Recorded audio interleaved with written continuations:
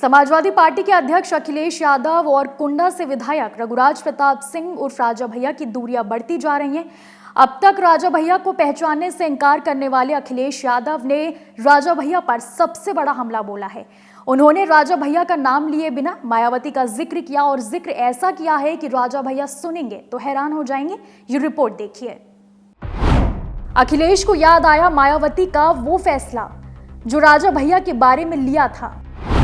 अब अखिलेश कह रहे मायावती ने एक्शन राजा भैया पर किया था, उस पर नहीं डालना था हाथ। राजा भैया अगर जेल में होते तो कितना अच्छा होता।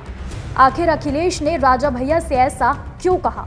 राजा भैया तो गुस्से से आग बबूला हो जाएंगे। मायावती के बारे जिक्र कर अखिलेश ने क्या कहा, आइए आपको सबसे पहले मायावती को आगे रखकर अखिलेश ने राजा भैया पर क्या निशाना साधा सुनाते हैं।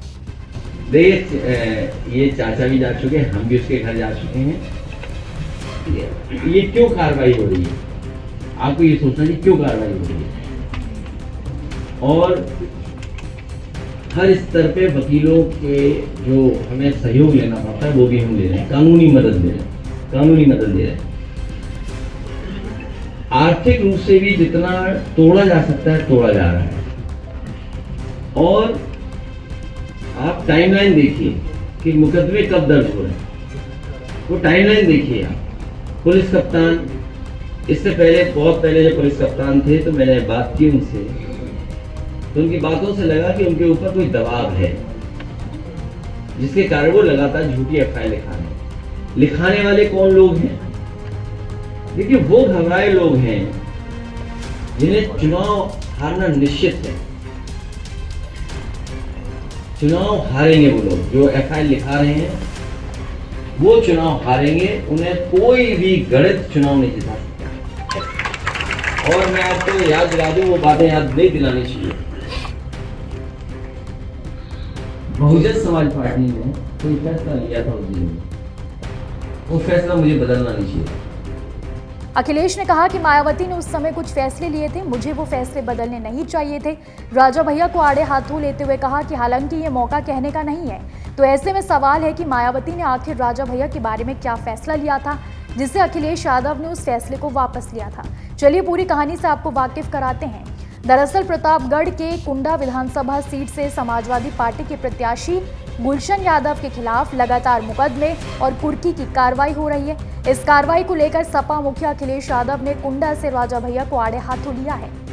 हालांकि अपने बयान के दौरान अखिलेश यादव ने राजा भैया का नाम नहीं लिया है, लेकिन सपा मुखिया अखिलेश यादव ने कहा कि वो घबराए हुए हैं, उनका चुनाव हारना निश्चित है।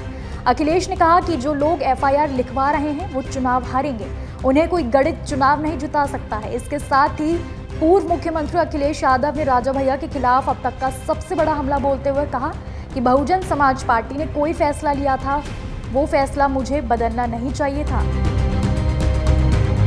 अखिलेश यादव ने कहा कि चाचा और हम भी उनके घर जा चुके हैं, आखिर ये कार्रवाई क्यों हो रही है?